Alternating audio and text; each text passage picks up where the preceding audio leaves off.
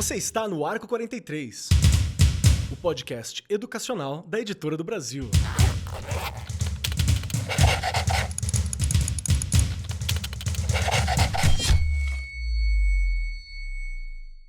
Saudações para você, meu querido professor, minha querida professora, você que acompanha o Arco 43 Podcast, seja muito bem-vindo, muito bem-vinda, muito bem-vindo, cole conosco, porque o tema de hoje é um daqueles que nós precisamos sempre falar e discutir, porque tudo se renova e a escola, ela vive desses ciclos, desses assuntos que são importantes que a gente entenda, recompreenda, pensa ali como que a gente pode fazer para ensinar ou para lidar. E hoje nós queremos conversar um pouco sobre a educação financeira, se ela existe para além da matemática. Porque eu já vi muita gente falando, não, professor de matemática, eu tenho que ir lá trabalhar, professor de matemática, eu tenho que fazer isso aqui. Mas para além da matemática, podemos discutir educação financeira? E eu acho que, dadas as condições financeiras e os dados que nós temos a respeito do Brasil, a educação financeira é algo realmente importante para a gente discutir até entre nós professores, tá? Porque pensa numa categoria que às vezes tem uma dificuldade nessa área. Então a gente vai entender um pouquinho mais, conversar um pouquinho mais hoje. E nós temos aqui pessoas sempre de alto garbo e elegância, pessoas que já são da casa, pessoas que já são família. Regiane Taveira, a minha querida educadora financeira, de matemática, se pedir para ela dar aula de qualquer coisa, ela consegue. Tá na escola resolvendo BO, dia sim, dia também, né? E ajudando as coisas a se desenvolver por lá. Tudo bem, Rê? Como é que você tá? Que delícia, Keller, escutar. Olha, eu ainda tenho muito que aprender de educação financeira. Toda vez que a gente fala desse assunto, não adianta. É em processo de aprendizagem sempre. Não tem como. E você coloca aí na sua fala, né, Keller, que eu gosto. Para além da matemática, podemos falar de educação financeira, né? Olha, se eu estiver errada, eu já vou dar um spoiler. Nossa convidada, puxe minha orelha. Sim, devemos falar. É muito importante. Mas vou parar por aqui, porque ela vai nos ajudar. A gente vai sair, olha, com certeza, um pouquinho, 51% só hoje, porque a gente precisa de muitos programas de educação financeira para a gente ir melhorando a cada dia. Tenho certeza que ela vai nos ajudar muito, não é, Kelly? Sim, sim, porque nós temos alguém aqui que talvez, se a gente fizer uma lista assim, das pessoas que mais participaram, obviamente estará a Regiane É. Taveira e Marcos Keller, né? Porque a gente está aqui fazendo os hosts com frequência. A Regiane tem pelo menos um programa a mais que eu, até onde eu sei, né? Que ela já participou na época que a gente tinha outras apresentações. Então a Regiane deve estar em primeiro lugar, eu devo estar em segundo, e eu acho que Mônica Waldraum está em terceiro, viu? Porque já participou de muita coisa com a gente, está sempre conversando conosco, e nós temos ela, que é licenciada em Ciências Biológicas pela FRJ, mestre em Educação, doutora em Educação também pela PUC-Rio, foi professora titular lá no Cefet do Rio de Janeiro, atuou no ensino médio, na pós-graduação, na formação de professores, participa de banca, que a gente estava conversando sobre isso agora há pouco aqui no off, e também foi consultora da Unesco, da TV Escola, do Ministério da Educação, e é coautora de diversos livros didáticos e materiais educacionais, autora e coautora. E atualmente é consultora da Contínuo Consultoria Educação e está aqui conosco para conversar sobre educação financeira para além da matemática também. Isso não é abandonar a matemática, tá, gente? Matemática continua sendo importante e tudo mais. Mas tem mais o que possa ser feito. E aí, Mônica, seja muito bem-vinda, é muito bom ter você aqui novamente com a gente. Obrigada, Kelly, Regiane. É sempre um prazer, né, a gente ter esse momento de troca, ainda mais com pessoas queridas que fazem a gente se sentir super à vontade. E tenho certeza que esse também é um dos motivos do sucesso do Arco, né, essa coisa do professor se sentir parte desse bate-papo. Porque a gente aqui nós não estamos aqui para ensinar ninguém a dar aula, né? A gente está aqui para trocar experiências, para compartilhar vivências, né? Saber um pouco o que que o professor pensa, né? O que que ele pode fazer melhor a partir das nossas sugestões. Então, com certeza é um espaço de troca. E assim, realmente, educação financeira não é sinônimo de matemática financeira. Senão eu nem estaria aqui. Eu sou professora de ciências e sou coautora de um volume da nossa coleção de educação financeira para as séries iniciais. E no meu livro, eu sou autora de ciências, na editora, né, de projetos integradores e de projetos de vida também. E no meu livro lá de projetos de vida para ensino médio, a gente fala de educação financeira.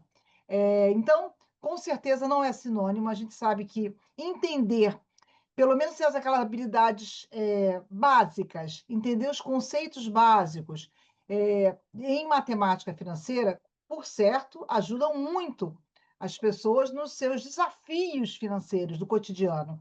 Seja esses desafios num nível mais cotidiano, seja no nível profissional, vamos dizer. Claro que aí mais e mais habilidade. Porém, a gente não pode limitar o universo da educação financeira à matemática financeira. Alguém pode entender, inclusive, muito de cálculos da área financeira e nem por isso ter controle sobre seus gastos, nem por isso ter uma vida financeira equilibrada. Então, isso pode acontecer. Perfeito, perfeito. Já começamos aqui falando sobre esse ponto que é importante entender, né? Tem muita coisa para acrescentar, então bora ao podcast. Quando nós pensamos em educação financeira, muita gente imagina a conta, porcentagem, juros compostos, planilhas, preocupações que só aparecem na vida adulta. Mas basta observar o cotidiano de uma criança ou de um adolescente para você perceber que situações envolvendo a matemática financeira, a importância de entender um pouco mais sobre vida financeira começa desde muito, muito cedo. Elas aparecem nos jogos de cartas, de tabuleiro, na conscientização sobre consumo, consumo de água, energia elétrica, consumo no geral mesmo, e na proposta de escolha entre um ou outro doce ali que está no supermercado, algo do dia a dia, a própria conta às vezes de mesada, né? Coisas assim. Esse tema ele ganhou ainda mais relevância recentemente, porque o Senado aprovou um projeto que inclui educação financeira como tema transversal nos currículos do ensino fundamental e médio. Isso quer dizer que nós temos que trabalhar ele e que ele vai atravessar todas as matérias, né? Essa é a ideia. E o texto ele vai retornar à Câmara dos Deputados para uma nova análise agora, né? E a proposta reforça a ideia de que o assunto deve atravessar todas as diferentes áreas do conhecimento e não ficar restrito à matemática, como nós já falamos aqui. Mas como transformar esse princípio em algo prático? Como trabalhar a educação financeira sem reduzir o tema a cálculo e forma? E é nesse momento que nós vamos conversar um pouquinho mais e entender um pouquinho mais sobre isso. Vamos lá, para começar aqui de primeira, Regiane Taveira, Ai, ai, quero te olha eu, ai. falar, eu sempre começo com você, Regiane Taveira, Bora eu lá. quero te falar que a Mônica citou aqui projeto de vida e sabe que para mim, quando eu comecei a virar professor de projeto de vida, eu fui parte do grupo piloto aqui do estado de São Paulo, a gente ia começar a trabalhar. E para mim foi uma parada, assim, porque quando eu fiz as formações, eu olhei e falei, gente, eu vou dar aula disso, eu preciso ter um projeto de vida, eu preciso organizar as minhas coisas, né? Porque uma coisa que não quero, luto para não ser, é trabalhar com essa hipocrisia, né? Então eu falei assim, não, eu tenho que ter um projeto de vida, eu tenho que entender. E foi onde eu olhei para minha vida financeira e falei, preciso ficar atento a isso aqui. Porque não é algo que a gente discutia, né? Não é algo que a gente entende. E as gerações também, elas mudam as relações com as finanças. Você tinha uma relação que não tinha problema, que precisava, inclusive, se endividar. Não é que não tinha problema com endividamento, mas para Verdade. poder conquistar coisas, o endividamento era necessário. E agora a gente tem uma outra geração que talvez, como que vai relacionar com isso? Já que a gente já alcançou níveis muito altos de endividamento no Brasil e por aí vai. Então são questões que correspondem à realidade. E eu quero te perguntar se você vê essa necessidade também lá nos pequenos anos iniciais. Você já tem uma vidinha financeira rolando ali, já tem uma conversa, já tem um trabalho, já tem alguma coisa. Faz sentido isso desde cedo? Ai, Keller, faz sentido desde que ele põe o pezinho na escola, não é? Porque a gente Uhum. pensa como se fosse assim, nossos filhos. Você ainda não tem filho e terá. A Mônica tem e já são adultos igual, né? Tudo adulto. A minha filha vai fazer 26 anos. E uma coisa interessante que eu vejo, né, pensando um pouquinho desse lado, antigamente as pessoas tinham muito medo de falar do problema da vida financeira em casa, perto dos filhos, né?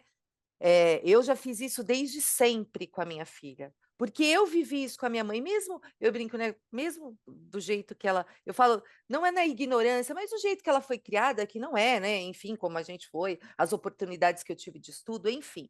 Mas ela sempre colocou pra gente: "Olha, estamos assim, estamos assado", entende? Isso foi muito bom, mas muito bom, né. Fiz isso com a minha filha. Por isso que eu acho que é super importante que a gente também faça isso com a criançada. E não só essa Uhum. questão, né, daquela coisa de o economizar ou ensinar contas, não, tudo está relacionado, né, ao dinheiro, à energia elétrica, à água, né, a compra do mês, o que a gente pode ou não comprar, eles precisam participar disso, apaga a luz, fecha a torneira, sabe, é importante, isso é super importante. Então a gente esse tipo de trabalho a gente tem que fazer sempre na escola.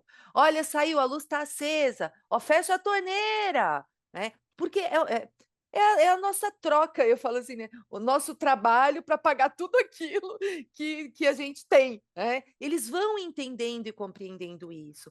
Essa questão também, hoje eles vivem num mundo, né? Nós vivemos também, mas num mundo que é muita informação, muita coisa para comprar. Se você pega um celular, já vai entrando na propaganda daquilo que você, né, gosta, e eles, a maioria tem celular, a maioria, enfim. Então, é muito importante a gente ir trabalhando sim, né? E eles irem compreendendo. Até porque, Kelly, eu acho que é interessante a gente pensar, ainda há muitas famílias que não falam. O dinheiro é um tabu, né? Isso é muito sério. E estou falando até de famílias que não, de uma cultura legal. Eles não falam. Se estão passando por uma dificuldade, não. Meu filho não precisa saber disso. Quer dizer, está criando seu filho numa bolha, né? Não vai saber nem cuidar da vida dele, porque vai achar que tudo é possível. Então, é sim, Keller, é muito importante. Nós, os pequenos, né? Eu falo. E aí eu vou bater na teclinha, e depois vocês, por favor, me corrijam se eu estiver errada. Eu bato na teclinha que o professor ainda não tem. O professor e a professora hoje ainda não tem muita segurança de trabalhar com a educação financeira. Eles trabalham muito bem com a matemática, o trabalhar o valor do dinheiro, o troco, né? Porque antes era isso, né? Que eles só era dessa maneira que era trabalhado, né? O que é o dinheiro, a cédula, a moeda, enfim. Faziam mercadinhos, ainda fazem, mas era isso. O foco era esse. Verdade. Não abrangia outras coisas que a gente sabe que são necessárias. Mas, aos pouquinhos, a gente vai conseguindo fazer com que esses professores trabalhem de uma forma também diferente. Compreendam que é como se fossem eles, né? Como que eu vivo nesse mundo? Então, é legal. E sim, Keller, temos que trabalhar desde que eles colocam um pezinho na escola. E é possível. Perfeito, perfeito. Eu gosto de levantar essas questões já para a gente entender um pouco como necessita dessa abrangência e quando a Regiane, quando a Mônica já citam logo de cara que nem sempre o professor está preparado, aí você entende ainda mais a necessidade desse tipo de material que nós estamos discutindo, que auxilia a direcionar não só como ensinar, entre aspas, né? Porque ninguém está aqui querendo ensinar a dar aula, mas dar os subsídios para você conseguir ensinar, né? Para você ter mais segurança para ensinar. Porque são questões novas que estão saindo, né? E agora quero me direcionar a você, Mônica, para me ajudar a entender um pouco mais disso. Porque quando a gente fala de educação financeira na escola, eu estou falando do quê? Porque muitas vezes a gente tem uma educação financeira que às vezes fala assim, vamos economizar, sabe? Temos que economizar, temos que economizar. E é importante, claro que é importante economizar, mas a gente está num mundo onde tudo agora é vendido. Praticamente todas as experiências que você tem com uma cidade hoje em dia, praticamente todas as experiências que você tem com vida online agora, tem um pequeno pedágio sendo cobrado. Quer usar parque? Tem pedágio. Quer fazer tal coisa? Tem pedágio. Quer ir pro shopping? Tem pedágio. Quer usar um aplicativo? Tem mensalidade. Quer ver filme? Tem. Tudo parece que tá sendo intermediário. Está sendo intermediário por esse custo também, né? Então, entender a vida financeira vai para além de economizar, vai aprender como gastar, como desejar, como olhar para Instagram. Toda hora tem uma propaganda, né? Duas imagens, uma propaganda. Então, como que eu lido? O que que é educação financeira na escola atualmente? Em primeiro lugar, eu acho que até também resgatando um pouco aqui da fala da Regiane, né, Regiane, falar de dinheiro era uma coisa de mau tom, uma coisa de mau gosto, ficar falando de isso para quem tinha dinheiro, porque quem não tinha é difícil até falar, né? Então, eu vim de uma Verdade. família pobre, se falava muito pouco de dinheiro, mas meu pai dizia que pobre não podia ter medo de dívida, porque senão você não comprava não fazia um crediário, não comprava uma casa própria. Porém, não, você tinha que escolher no que você iria se endividar. Aí que era a escolha. Então, ele não comprava coisas sem necessidade, focava no que a dívida, né, iria escolher, vamos dizer assim. Mas, quando a gente pensar, que ali a sua formação é em história, não é em história? Sim, história e filosofia. Então, primeiro lembrar o seguinte, que a gente tem que... muita gente também não quer que você fale, acham que isso é doutrinação. Eu acho que a gente tem que começar a desmistificar isso e lembrar que eu diria infelizmente, alguns diriam felizmente, nós vivemos num país capitalista. E no regime capitalista, essa monetização da vida é cada Faz vez parte. mais intensa.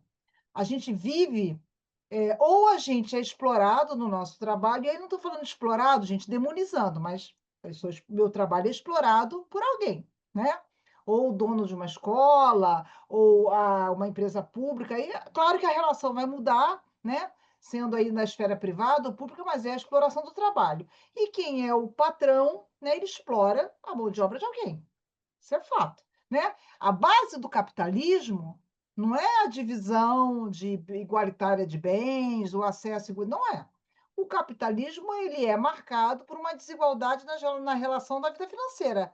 Alguns têm mais e muito mais. A gente sabe aí o bafafá que está sendo essa discussão de taxação de super ricos. Então você vê pessoas pobres discutindo, discordando da taxação de super ricos. Você vê que falta faz uma educação financeira, né? A pessoa entender para onde vão os impostos, né? Isso faz parte também da educação financeira. Para onde vão os impostos, né? Por que que impostos são importantes, né? Eles têm que ser justos, mas eles são importantes. Então, pensar que a gente vive numa sociedade capitalista e que, por conta do advento aí de tecnologias, né, por conta da mudança nas relações, na vida que a gente tem, essa monetização ela atingiu a infância e a adolescência, a juventude, como né, uma onda muito forte. E aí você, com as redes sociais, com as tecnologias, esse assunto, né, a vida financeira acabou chegando de outras formas. Então, é através do jogo que é cobrado, é o aplicativo, é uma exacerbação da vida privada, associando luxo, associando sucesso financeiro à felicidade. Então, isso impacta também a forma como as crianças e jovens veem o dinheiro, associando muito a né, ser rico, ser bem-sucedido, quer dizer ser rico, é ter acesso a bens. Então, também essa felicidade associada a bens impacta a forma de se trabalhar a educação financeira, porque eu acho que também isso tem que ser desconstruído.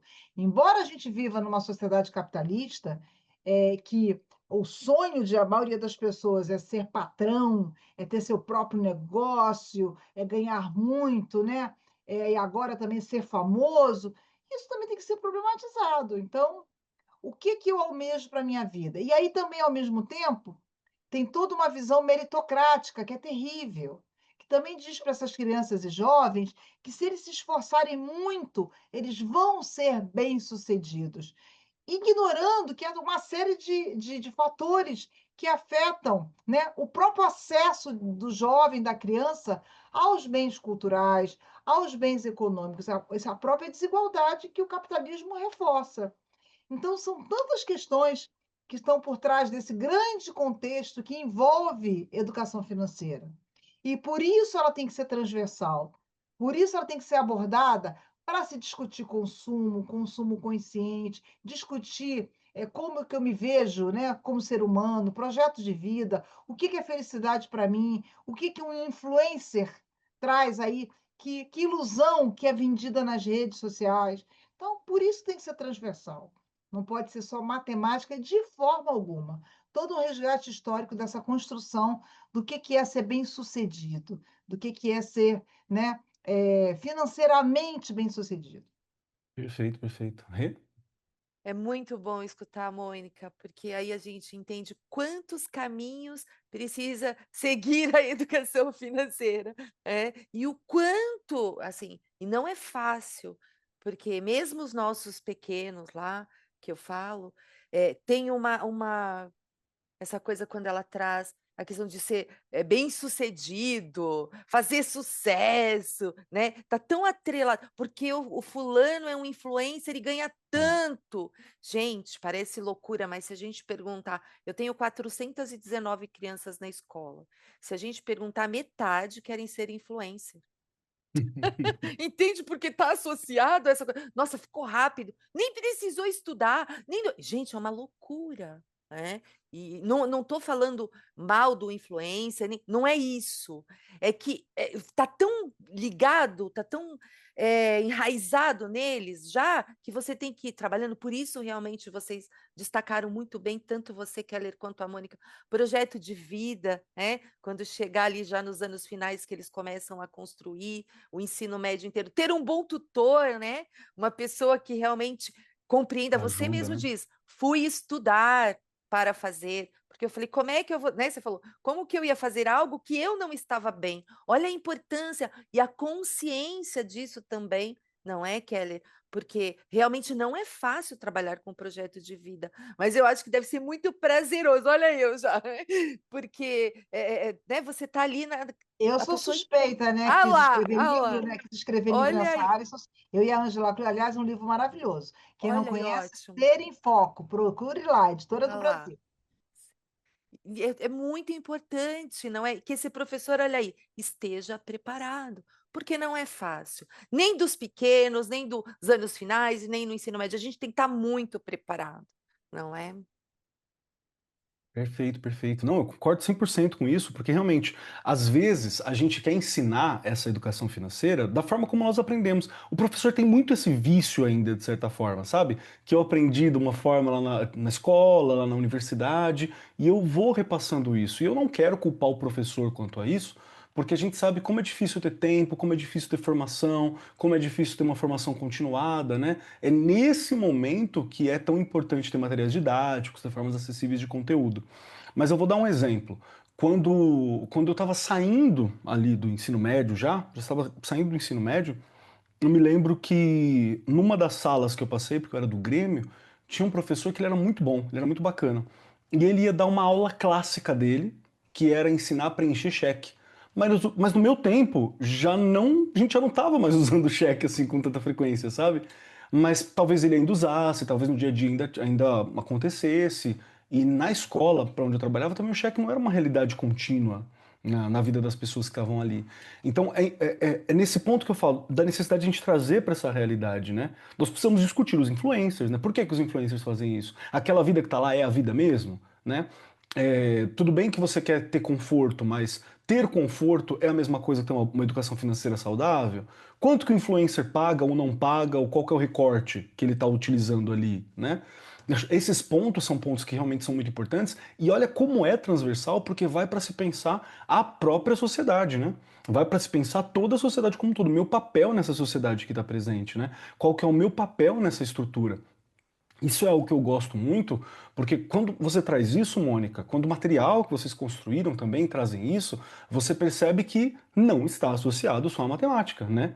Ele é um tema que vai além dos números, tem comportamento, tem escolha, tem emoção, tem historiografia, né? Você tem um contexto histórico que traz para essa questão. E isso é algo que eu gosto muito de pensar, né? Como hoje em dia como você mesmo falou, Mônica, na minha época, a Regiane também concordou, né? Você tinha muito essa questão de que a gente só conquista as coisas se endividando mesmo. Meu pai falava a mesma coisa, assim. Falava, se a gente precisa de um carro, se a gente vai ter uma casa, tem que escolher essas dívidas. É a mesma coisa. Talvez isso seja um raciocínio que vai se encaixar para a geração. É essas perguntas que eu acho que a gente precisa fazer. Porque um fato que nós temos é que grande parte dos gastos da vida financeira atual e daqui para frente, me parece que ela vai ser muito emocional, sabe? Muito pelo lifestyle, muito pela representação, muito por essa demonstração. E aí é onde uma educação financeira ela está ligada a habilidades que não são cálculos só, né? Ela vai estar ligada a habilidades de autocontrole, vai estar ligada a habilidade de planejamento, vai estar ligada a habilidade de criticismo, vai estar habilidade, vai estar leitura da realidade, né? O que que o influencer ganha com isso, né? Será que aquele post patrocinado é porque ele gosta mesmo daquele item, porque aquele item muda ou porque ele recebeu para aquilo? Então, eu penso um pouco nesse raciocínio. E aí eu quero puxar para você, Mônica, novamente, se faz sentido essa colocação que nós estamos falando e se é uma visão de que a educação financeira precisa ir mesmo para essa formação integral, para essa formação do cotidiano, né? Para essa formação do geral e se tem mesmo como diversos professores colaborarem com isso, né? Faz sentido isso, né? Com certeza.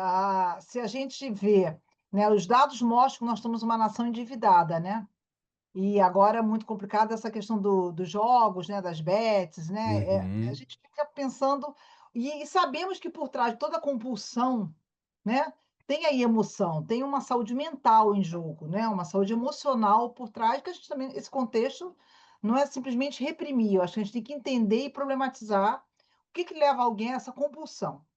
E aí claro que é um recorte que tem que ser transdisciplinar, eu acho que a sociedade não pode ignorar isso, a gente tem que encarar esse problema de frente, e na escola, ao trabalhar a educação financeira, a gente pode sim também se dedicar não só a conceitos, claro, eu sempre digo que o conteúdo, ele é meio para se desenvolver uma autonomia intelectual, uma autonomia Uhum. nos estudantes. Então, mesmo em ciências, né, eu uso a fotossíntese, que é importante que ele entenda porque que uma planta produz seu próprio alimento, mas a fotossíntese eu uso para ensinar o aluno a interpretar um gráfico, a ler, interpretar um texto, interpretar uma charge, debater. Então, o conteúdo ele é meio para a construção de autonomia intelectual que vai além do currículo escolar, que é sempre limitado, por mais carga horária que se tenha. Nunca se aprende tudo na escola, né? Mas se eu saio da escola com autonomia intelectual, com minhas competências e habilidades de leitura, debate, trabalho em equipe, né? Interpretação, inferência, isso vai me ajudar a continuar aprendendo. E aí, não estou fazendo defesa de um currículo aligerado, não é isso. A escola tem obrigação, papel social, de fazer o estudante ir além do que ele conhece, mesmo partindo do cotidiano, né, como o Keller levantou bem, a escola tem que ir além das referências que essa criança, esse estudante traz. Ele não pode ficar limitado ao que ele conhece. Eu sempre digo que não dá para fazer uma escola pobre para aluno pobre. Eu tenho que fazer uma escola enriquecida em referências socioculturais para expandir justamente a bagagem desse estudante. Então, em educação financeira, eu tenho que desenvolver também não só competências matemáticas, como nós já falamos, habilidades matemáticas, mas habilidades socioemocionais, sim, Kelly, você tem toda a razão. De autogestão, de autoconhecimento, até para tentar entender. Ah, eu gosto muito de tal influencer, mas por que que Uhum. ele me influencia? O que que eu admiro nessa pessoa? Porque essa pessoa defende causas ambientais? Porque essa pessoa usa tênis de marca? Quer dizer, o que que tá me levando a. Porque o influencer, ele influencia o seu padrão de, Para algo, né? né, para alguma coisa, ou para o seu padrão de consumo, ou por uma visão de mundo, né? Então a gente tem os red pills, está influenciando o quê? Você para ser misógino? Para defender a violência contra meninas? Então, não necessariamente alguém influencia alguém para uma coisa positiva, né? Então, o que que aquele influência é? Por que que ele me cativa? Por que que eu gosto? Porque é uma fala feminista? Porque é uma fala a favor dos animais? Não sei o quê. Pode ser até porque é bonita, porque é pop, ok. Mas então eu tenho que entender por quê. E aí, essas habilidades socioemocionais, quando eu foco no meu autoconhecimento e o projeto de vida também tem que focar nesses três eixos, né? Eu mesma, eu com os outros e eu com os outros, eu com a sociedade. Autogestão, autoconhecimento, trabalho em equipe, né? Autoestima, autocontrole. E aí não estou falando de coerção, estou falando de controle mesmo, gente. Porque quem de nós não tem aquele dia que dá vontade de explodir, mas eu tenho que ter um autocontrole, parar para pensar, para respirar, né? Entender. Então, essas habilidades socioemocionais são muito importantes. Até o PISA, que faz uma avaliação historicamente focada em ciências, linguagens, matemática, já está também avaliando habilidades socioemocionais, porque a gente começou a entender que não dá para viver em sociedade só sendo um craque em matemática, um craque em história, um craque em ciências. E uma pessoa que consiga viver em sociedade, ela tem que ter o quê? Também buscar seu equilíbrio, buscar essa gestão das suas emoções, gestão dos seus reflexos, da forma como reage diante de situações. E lidar com o dinheiro, lidar com consumo, né? Exige essas habilidades emocionais. Então, é importantíssimo, tá? É importantíssimo. Perfeito. Rê? E aí né, a fala da Mônica, não é deixar esse aluno preso ali nessa caixinha, né? Ela foi falando, gente, e além de tudo isso, né? E também, né, enquanto ela estava falando, eu aqui pensando e fui até escrevendo, também mostrar para essas famílias que a gente não quer dizer como eles vão usar o dinheiro. A gente não quer, não é isso. A gente quer que seu filho tenha, né, mais consciência, tenha um pensamento crítico sobre a realidade que ele vive, E melhorando nessas coisas, não é? Sair da caixinha mesmo, não é só seguir aquilo, a gente precisa sair, né? Ir além com eles. É muito importante, porque assim, né? Eu escutei uma vez de uma professora, por isso que eu lembrei da família, que ela falou, ai, mas é capaz, porque tinha uma atividade, era para eles levarem a conta de luz. Né? Então, quanto que tá? Era uma para eles fazerem uma análise mesmo, enfim, bem interessante, inclusive, a atividade. Aí a professora, eu tô com medo. Vai que essas famílias acham que eu tô querendo, né, me intrometer no. Olha, entende? Daí eu falei, não, gente, é só. As crianças entendem. Quem gastou mais? Quem está gastando menos? Será que precisa gastar tudo isso? É nesse âmbito, né? Tem vários caminhos ali. Não é dizer, ó, Keller, vem cá, você gastou demais esse mês. Então, você vê ainda como isso é recente. A professora estava com receio de trabalhar a atividade com medo das famílias acharem que ela ia estar invadindo ali. E Ah, não era isso. e você vê, Regiane, nessa atividade da conta de luz, até problematizar, porque de repente aquela família é maior, de repente tem, Sim, Perfeito. aparelhos eletrônicos que não têm uma boa. A gente até trabalha com isso, a questão dos aparelhos que têm uma eficiência energética. Às É, vezes você está com algum aparelho que tá, né, não está funcionando suga, legal, então por isso que hoje em dia a gente tem eletrodomésticos com maior eficiência verdade. energética. Às vezes aquela família colocou lá uma placa solar e aí está economizando com outra verdade. coisa, É né? verdade. E também tem a grande questão que eu em ciências bato muito. No nossa coleção de educação financeira, a gente tem como um dos eixos a questão da sustentabilidade. Mesmo que eu possa pagar uma conta de luz e de água caras, isso não me dá o direito de desperdiçar. Porque os Perfeito. recursos da Terra, nós já atingimos agora, dia 30 de julho, esse ano foi o dia de sobrecarga da Terra deste ano. Isso significa que a gente, em julho, já gastou mais do que deveria para o ano inteiro, do que deveria, do que é recomendado. Então a gente não tem o direito de desperdiçar água quando uma boa parte do planeta não tem acesso à água potável. Não tem o direito de gastar energia quando uma boa parte sabe? Então, essa é uma questão que é intangível. Vai além do quanto eu. Porque aí também É, tem uma discussão do capitalismo. Então, sim, porque eu posso pagar, isso é ético? Porque eu posso perfeito. ter 100 blusas e eu sei que aqui alguém, né, na minha comunidade tem gente que não tem nenhuma. É ético que eu tenha 100 e não faça uma doação, que eu não procure pensar antes de. Meu marido tem uma prática que eu acho maravilhosa, que eu ainda não atingi. Ele ganhou uma camisa, comprou uma camisa, na mesma hora ele tira uma do guarda-roupa e me dá para doar. Uau. Eu faço. Ele não acumula. Eu não chego a esse ponto. Eu espero chegar uma época do ano para dar aquela geral, né? E fazer botar isso aí para girar, né? Doação, brechó, campanha. Meu marido não, ele não acumula, gente. Ganhou, ele deu. Ele disse: eu não preciso de mais camisas do que eu tenho. Então, são práticas É que não muito estou dizendo bom. que essa é uma receita para todo mundo, mas foi o caminho que ele achou para não acumular.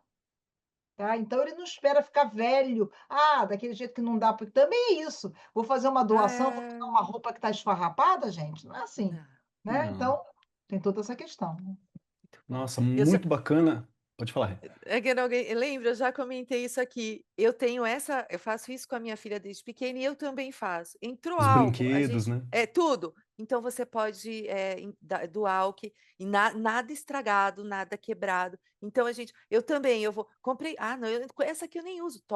Sabe assim? Isso eu faço há muito tempo, né? E aí você não consegue nem guardar o novo enquanto você não tira alguma coisa do guarda-roupa. É legal, é muito bom. E é bacana, porque, novamente, é trocar, às vezes, umas boas práticas que a gente tem ali, né? E só para fundamentar um pouco em alguns dados aqui para a galera que está acompanhando a gente, quando nós falamos que o brasileiro está endividado, a gente não tá de brincadeira, não, viu, gente? Os dados que nós temos, eles são um pouco alarmantes, inclusive, né? Nós temos aproximadamente 80% dos brasileiros que estão com dívidas que comprometem uma parcela próxima de 30% a mais do valor do que eles ganham, e 30% a 50%, 60% do valor que eles ganham. Então Isso é bastante coisa. isso com baixas taxas de desemprego, que a gente está, né? A gente está Exatamente. com a população está com alta taxa de empregabilidade, com Perfeito. políticas, programas sociais, né? Com a inflação, agora, no último mês, foi 0,07, é uma inflação baixa para os nossos Sim, padrões históricos. Então, o que está fazendo o brasileiro? A educação financeira tem essa coisa do endividamento com bets, que é um fator, que é um mas tem problema, mais né? coisa. Então, a educação financeira está sendo necessária. Está entrando dinheiro, não estou falando que estão ficando ricas, mas está entrando renda nas famílias, mas alguma coisa está acontecendo, né? Que está Que essa renda não está descontrolada. não tá estabilizada, né? Essa renda Sim. não está somando para o desenvolvimento. E vamos lembrar que também tem toda uma questão que se desenvolver financeiramente no Brasil sempre foi uma dificuldade, coisa de levar 2, 3, 4 gerações para você chegar numa posição financeira um pouco mais estável. Só para completar nessa questão também, de dados de 2025, mostra que 27% da renda das famílias estava comprometida com o pagamento de dívida e que 4 em cada 10 brasileiros estão com o nome sujo e que 8 em cada 10 brasileiros acreditam que dinheiro é para gastar. E aqui eu estou trazendo uma visão de um livro que vai ser minha indicação no fim do programa, né? Que é O Brasil no Espelho, um livro muito legal que traz diversos dados sobre o Brasil que nós temos também.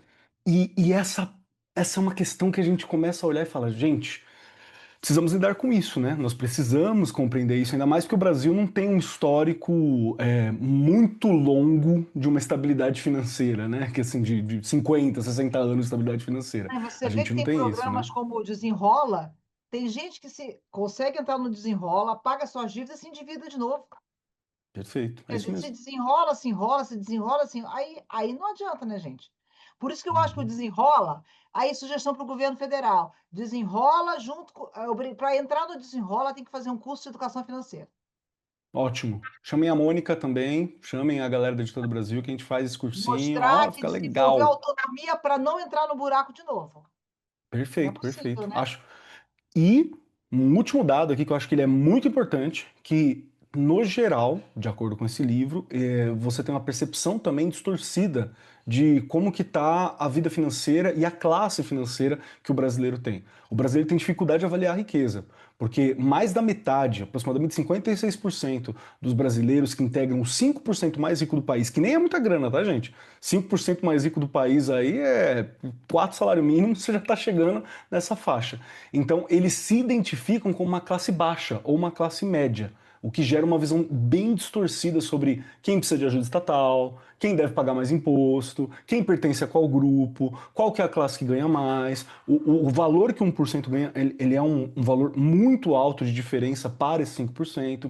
Então, a gente tem uma série de questões que é sobre olhar para si, é sobre se compreender financeiramente, é sobre compreender o Brasil financeiramente, né? E a partir disso você consegue planejar a tua vida, né? Desenvolver as coisas. Ninguém faz um plano sem conhecer a realidade. Se eu vou montar uma empresa, vou montar uma loja, vou montar um quiosque, eu preciso fazer uma análise de mercado, uma análise do lugar, uma análise de onde eu estou. Senão, a gente não consegue desenvolver. E esse é um ponto que é muito importante para a gente trabalhar. Voltando para a Mônica aqui, eu quero fazer mais uma pergunta para você, Mônica. Daqui a pouco está dando o nosso horário, que é quando a gente fala novamente sobre uma coleção, né, uma formação em educação financeira que vai acompanhar o estudante, inclusive, né, vai acompanhar o processo do estudante, vai acompanhar o professor. Quando a gente fala sobre uma coleção de educação financeira, o que que faz um bom material didático para ensinar esse tipo de conteúdo? O que que faz um bom material didático para trazer essa reflexão, para pensar essa tomada de decisão, para ser realmente útil para a vida do estudante, para a formação financeira do Brasil? Bem, claro que nenhum material ele dá conta de todas as possibilidades, né? E Sim, assim, recurso didático é recurso, ele não substitui a autonomia do professor, né? Uma frase que eu uso para os livros: professor, adote o livro, não seja adotado por ele, né? O livro nunca vai dar conta do rol de possibilidades que um professor pode implementar na sua sala de aula, na sua escola, mas ele pode e deve ser um bom recurso, né? Então, claro que cada grupo de autores tem suas escolhas, né? A gente tem aí não é o caso da educação financeira em termos de BNCC, como acontece com as disciplinas, porque é um campo transversal, né? Mas a gente fez algumas escolhas, por exemplo, na nossa coleção, pautadas em eixos que a gente considerou que eram importantes. Primeiro, a gente procurou contemplar contextos que fossem significativos para os estudantes, né? Para poder chamar, a gente tem um grupo de personagens que são crianças, por exemplo, isso nessa coleção de educação para as séries iniciais. E aí tem também das séries finais, que é um pouco diferente, né? Adequado. De você ter um grupo de crianças para poder fazer com que o aluno se identifique, né, com aquele grupo, com aqueles problemas, com aquelas questões. Então, uma linguagem acessível, contextos interessantes, problemas que façam sentido, como, por exemplo, o cheque não faria mais sentido agora, né? Então trazer problemas, questões que façam sentido para essas crianças. E mais, que tragam possibilidade de trabalhar conceitos das diferentes disciplinas para que professores de diferentes áreas possam também trabalhar de modo integrado. Então, um material que permita trabalhar a matemática, ciências, as linguagens, a educação emocional, a história, né? A arte. Então, que seja potencialmente favorável a uma integração curricular. Porque aí a escola, de fato, ao adotar esse material, ela vai ver ali, reconhecer nesse material projetos interdisciplinares, atividades de interação dessa escola com a comunidade, como a gente sempre sugere, atividades efetivamente que gastem, que não exijam recursos sofisticados. Eu acho que um material que seja útil para o professor também não pode exigir do professor demandar muito tempo para planejamento das atividades. Então, materiais que recursos facilmente que possam ser facilmente mobilizados. Então, o material ele tem que contemplar, então, essa integração curricular, essa articulação com que o professor já trabalha no currículo. Então, por isso a gente coloca lá no material, no manual do professor, estão lá que habilidades da BNCC são trabalhadas, que competências estão sendo mobilizadas, que conceitos nas diferentes disciplinas estão sendo mobilizadas. Por quê? Para esse trabalho não ser um penduricalho do currículo, para que o professor, de fato, possa trazer educação financeira articulado com aquilo que obrigatoriamente ele já vai ter que trabalhar. Então, o professor de ciências já tem que trabalhar tais conceitos. Esse material de educação financeira faz articulação com conceitos e habilidades obrigatórias. Perfeito. Matemática já trabalha certos conceitos obrigatoriamente. O livro de educação financeira traz contextos, traz conceitos que obrigatoriamente o professor trabalha. Só que a gente traz isso tudo problematizado de modo integrado. Então, não é um livro que só o professor de matemática vai se reconhecer, não é um livro que só o professor de história vai se reconhecer. Ele traz contextos interdisciplinares, contextualizados e que não exigem recursos sofisticados, nem sobrecarrega o currículo. Eu acho que esse é um diferencial. Perfeito, perfeito. Muito legal. Rê, gostaria de acrescentar? Como é importante, né? O que enquanto a Mônica estava falando, e eu pensando já quanto que a gente tem que desconstruir coisas que a gente já tem enraizadas. Se o professor tem um bom material, ele vai perdendo eu falo, essa insegurança, não é nem medo, Sim. é insegurança, né? E aí ele consegue falar, poxa, dá. E a Mônica traz também outra coisa que a gente também já discutimos bastante aqui, Kelly, precisa de né, o professor, ele que vai dirigir aquele material, não é o material que vai dirigi-lo. Isso também é legal, né? E aí ele vai ter outras ideias, ele pode buscar outras coisas, porque ele vai aprendendo também a essa pesquisa, não é? E ele vai também se libertando, que eu brinco que a gente também precisa ir se libertando para a gente trabalhar algumas coisas, né, que a gente ainda tem insegurança. Perfeito, perfeito. É importante realmente levantar e entender novamente o que a Mônica deixou tão claro, né? Que é um parceiro para o professor. Verdade. Porque muitas vezes você tem uma dificuldade, ou você mesmo não sabe, ou não consegue ter o tempo para encaixar exatamente em qual área você vai trabalhar, em qual conteúdo. Já vem materiais que te ajudam. É como se ele agilizasse o seu planejamento, né? Ele não exclui sua necessidade de planejar, mas ele agiliza um pouco o seu planejamento e desenvolvimento das aulas. Acho que isso é algo que é muito legal. Eu acho que um outro ponto que às vezes pega o professor, que o professor fica com um pouco de dúvida, né? Como que eu vou trabalhar? Para onde que eu vou fazer? O que que eu vou construir? Tudo isso a gente já consegue vencer se nós tivermos um bom material, uma boa formação que trabalhe. Se a formação é difícil para você desenvolver, nós temos bons materiais que podem apoiar ali o professor. Mas eu quero dar uma sonhada aqui com vocês. Eu quero sonhar com você e eu quero sonhar também com você, Mônica, porque educação ela é ação e ela é sonho, né? A gente sonha um pouco, age bastante, sonha mais um pouco, age bastante, imagina mais um pouco, planeja e sonha bastante. Essa acho que é o processo da educação. Eu não conheço um educador que, mesmo aquele que está cansado, se ele está na sala de aula, se ele está construindo o seu trabalho ali, ele está sonhando com amanhã, está sonhando com uma boa formação dessas crianças e está trabalhando ativamente para isso, né? Acho que é um ponto que é muito importante. E aí eu queria pensar com você, Mônica, o que eu poderia esperar, o que você acha que a gente pode esperar se nós ajudarmos com uma boa formação essas crianças, esses adolescentes a ter uma consciência financeira mais legal, a ter um desenvolvimento com uma relação com o dinheiro e com tudo que ele representa, né, gente? Porque dinheiro é poder, dinheiro é realização, dinheiro é sonho, dinheiro é escravidão também, se você não tomar cuidado. Dinheiro é uma série de coisas que vai além do Pix e da cédula, né? Então, estamos caminhando para um momento em que, sei lá, daqui a pouco a galera tá chamando dinheiro de papel de Pix impresso, né? Porque a maioria das transações agora estão virando transações digitais. Então a gente está vivendo uma mudança da relação com o dinheiro também. Então eu quero conversar com você, Mônica, o que a gente pode esperar de uma geração que a gente consiga fazer um trabalho legal sobre educação financeira. O que você sonha? O que você espera? Olha, olha, eu fiquei pensando aqui, eu lembrei que a gente tem discutido muito, Kelly, a questão da articulação do currículo com os Objetivos de Desenvolvimento Sustentável. Nós estamos Uhum, vivendo um momento no planeta extremamente preocupante, né? Com as emergências climáticas, questão da doenças que estão voltando, né? Movimento antivacina, negacionismo científico, um clima tenso, né? De acho que um clima bélico mesmo no ar, né, a gente essa uma assimetria de poder, né, e são coisas muito complicadas, assim, no contexto de um modo geral, não só a América Latina, mas acho que o planeta como um todo. E aí, fico pensando, assim, uma articulação dessa educação financeira com os ODS, que são desafios, assim, que a gente tem aí, né, uhum. Objetivos de Desenvolvimento Sustentável, a gente tem aí as metas para serem atingidas.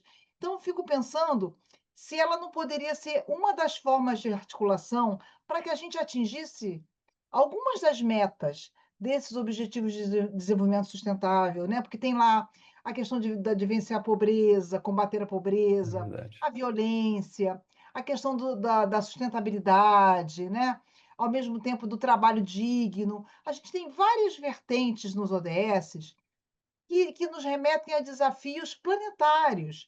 E a gente no Brasil, acho que a gente avançou em algumas das metas, mas ainda estamos longe de contemplar tudo que é possível e esperado e que é para ontem. Então, como uma cidadã do planeta, sabendo que não tem plano B, né, esse é o planeta da gente, um sonho para mim é que a educação financeira ajudasse a formar seres humanos mais solidários, mais empáticos, menos focados no próprio umbigo e mais focados nesse planeta.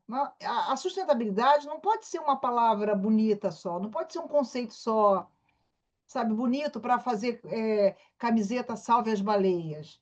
Eu fico pensando nisso, enquanto eu achar, né, que a sustentabilidade é uma coisa que não me diz muito respeito, me preocupa. Então, eu acho que a educação financeira ela pode ser um mote, um caminho para que a gente reflita sobre a nossa coexistência com toda a vida no planeta.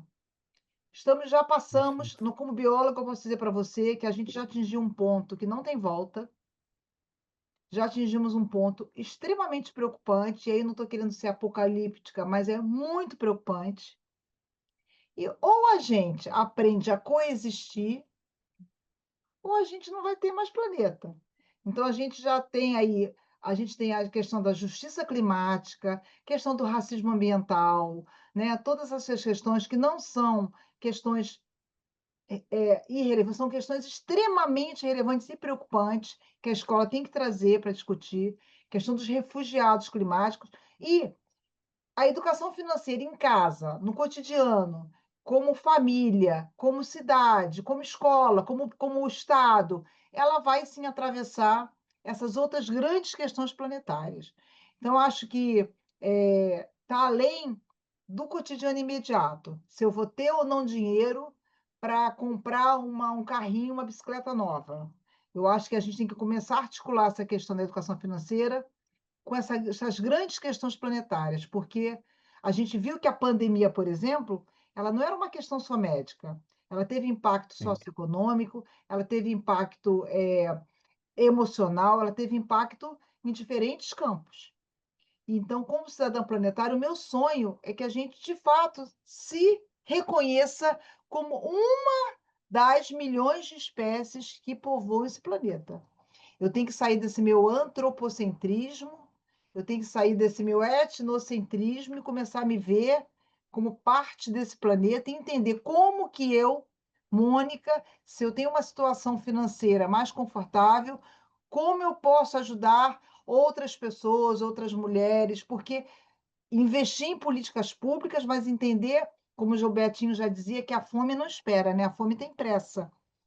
Como é que eu posso, como escola, mobilizar essa comunidade para questões que vão além, né, do meu cotidiano imediato, da minha família, da minha escola?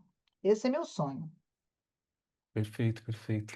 Poxa, Mônica, acho uma visão muito bacana, sim, viu? Acho uma visão muito bacana. E não me parece que seja algo impossível ou algo distante demais. Porque o único caminho que eu vejo que a gente alcança esse tipo de coisa é com uma boa educação mesmo, é com uma boa formação. É a melhor forma de nós alcançarmos essa consciência, esse desenvolvimento, para mim, continua sendo educação. Não vai cair do céu, né? Não é uma consciência global que de repente se instala automaticamente, nem nada desse tipo. É um desenvolvimento, é um trabalho do professor que, novamente, é o que vai melhorar tanto a vida dos nossos estudantes, a vida da nossa comunidade, também a nossa própria vida escolar, que está ali no meio. Acho que é esse o ponto que eu gostaria de concordar e de pegar aqui também com nossos professores que estão junto com a gente aqui hoje. Show de bola, muito bom, mas não é nenhuma novidade para a Mônica, que já esteve aqui conosco tantas vezes. Você sabe, né, Mônica, que para encerrar esse programa, tem muitas outras coisas que nós gostaríamos de discutir também. Espero ter a chance de trocar essa ideia também com os outros autores das obras que participaram aqui, que a Mônica também participou. E eu quero lembrar a todos, Mônica inclusa, que no momento final desse programa nós fazemos 3 perguntas dificílimas para todos que compõem essa mesa. Primeira, se você gostou do programa. Segunda, onde eu te encontro e sei mais sobre o seu material, sobre o trabalho, sobre a Editora do Brasil, como que eu faço. E terceiro, uma dica, algo seu para ficar junto conosco. E para dar tempo para a Mônica, Regiane Taveira, me fale as suas 3 respostas para as 3 perguntinhas. Adorei, Keller. E aí, ó, de novo, né? Lá no começo eu disse, a gente vai aprender um pouquinho mais. Aprendi um pouquinho mais, mas aí me dá tanta ideia que aí eu fico, eu vou dar conta de tudo isso, né? Porque a gente vai tendo ideias, né? O tempo inteiro, você falando, a Mônica falando, o quanto que, né? Eu pensando como gestora de uma escola, o quanto que eu preciso ajudar os meus docentes a fazerem esse trabalho, não é? Perderem aí a insegurança e a gente caminhar realmente para o sonho, para tudo que a Mônica colocou ali, que é o que a gente espera, né? E é um trabalho de formiguinha, então eu adorei. E a gente precisa de mais, não é, Keller? Precisamos de mais episódios assim, que eu tenho certeza que o professor vai compartilhar lá com o coordenador dele e falar: ó, aqui a gente tem uma indicação de trabalho, porque há muitos caminhos que a gente, né, durante aqui o programa, nós fomos aprendendo. Eu me coloco como uma aprendiz mesmo. Adorei, foi muito bom. E eu tô aqui no Arco 43, tô lá no Instagram e tô no chão da fábrica, né, gente? Onde tudo isso precisa e deve acontecer, né? Eu brinco e falo que é a mágica, é uma mágica mesmo.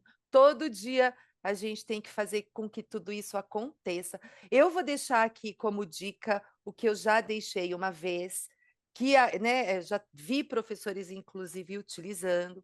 O Banco Central ele disponibiliza lá o Aprender Valor, que tem várias atividades para os anos iniciais ali, né, associada a essa questão da educação financeira. Também tem formações de professores. Então, assim, é tudo gratuito. Você entra com o seu Gov, tem muita coisa legal. Dá para usar em sala de aula, é possível. Então, assim, fica aí a dica, é um material muito rico, né? E a gente, é o que a gente falou aqui sobre materiais, a gente usando para a gente também. O tempo inteiro é uma forma de estudo, né? Porque quando a gente pesquisa, a gente está ali estudando um pouco mais, avançando um pouco mais. Então fica aí a dica. Eu adorei e quero mais, hein, Mônica? Por favor, quero mais. E de projeto de vida, olha já, para ela falar do livro dela, que eu não conheço e agora eu quero conhecer. Adorei, gente. Muito Perfeito. obrigada. Rê, muito obrigado, viu? Muito bom ter você aqui Obrigada. sempre, muito bom crescer, desenvolver e aprender junto contigo também, é o que é maravilhoso. E Obrigada. vamos lá. Vai. Mônica Waldhelm, que está aqui comigo, as três Ah, perguntinhas para você. eu amei. Olha, gente, quando eu era criança, eu era ótima aluna, mas eu era tagarela. E eu sempre, quando eu tinha, minha mãe recebia queixa porque eu falava demais, eu dizia assim, um dia eu ainda vou ser paga para falar. E eu virei professora, gente. Olha que beleza. Perfeito. Então e nesses momentos em que a gente está aqui com os nossos pares, a gente sabe o quanto é rico, né? E como a gente aprende mesmo, né, na troca. E até para a gente voltar o olhar, revisitar nossas práticas, sempre se aprende, sempre se cresce muito. Então, gostei muito, agradeço, virei sempre que for convidada. Eu estou no Instagram como valdhelm.mônica, também tem o outro mônica.valdhelm. Lembrando que um dos perfis ele é pessoal, então eu vou lá checar o seu perfil, você que me pede para seguir, pede para me seguir. Se você for Red Pill, não vai me seguir, porque eu não vou deixar. Tenho certeza que não é o caso aqui, mas a gente até isso, né? A gente tem que saber com quem anda. Então, as nossas redes sociais são muito preciosas. A gente tem que saber quem a gente segue e antes de seguir alguém na internet, olha lá o que aquela pessoa está postando, tá? Para você não ficar andando com gente que não vai te acrescentar. E se você colocar lá no Google, vai achar vários podcasts, vários programas que a gente fez aqui na editora em outros espaços, da Unesco, do MEC. Bota lá Mônica Waldhelm, que você vai achar muitos materiais em que eu participei. Como dica, maravilhosa dica da Regiane, eu acho que quem adota os livros da editora e quem entra na no site da editora também tem cursos gratuitos, tem recursos que pode utilizar além do programa do Arco. E lembrar o seguinte, gente: no cotidiano da escola, você com seus colegas, usando os nossos livros e outros materiais, vocês também vão criar materiais, né? Usando a criatividade docente, saindo da solidão pedagógica para a solidariedade pedagógica. Gente, o professor tem muita criatividade e é junto com seus colegas de uma forma interdisciplinar que você com certeza vai fazer mais e melhor com os materiais, com as sugestões que a gente dá. Então, eu espero que você saia dessa solidão para a solidariedade pedagógica. Eu acho que é só isso que falta para muitos colegas crescerem mais e mais. Perfeito, perfeito. Mônica, muito bom ter você aqui, como sempre. Obrigado pelas aulas, obrigado por esse ensinamento, obrigado por esses materiais feitos com tanto carinho e que auxiliam tanto o professor no dia a dia, viu? Eu agradeço muito pelo seu tempo. Muito obrigado. Para o meu momento final, então, vamos lá. Eu quero dizer que eu gosto muito de qualquer discussão que a Mônica e a Regiane está presente, me chamem que estarei ali também. Mas eu gosto muito dessas discussões que são bastante práticas, né? Se você prestar atenção, nós conversamos aqui sobre pontos que envolvem uma análise da sociedade, uma análise daquilo que precisa ser feito, né? E tem aqui dicas que o professor pode utilizar. Você pode ter esse ponto de vista, esse ponto de olhar, pode ser mais crítico com rede social, pode tentar entender um pouco qual que é a diferença de como as gerações lidam com esse dinheiro, para onde que está indo o caminhar da carruagem da geração, da galera que está em sala de aula agora. Tem muita coisa que pode auxiliar o professor a fazer essa leitura de mundo. E vamos lembrar também que lidar com educação financeira de forma transversal na sala de aula está caminhando para ser lei. Então a gente não está conversando só sobre você fazer isso porque você quer ou porque a gente quer trabalhar. Não, você está cumprindo a lei.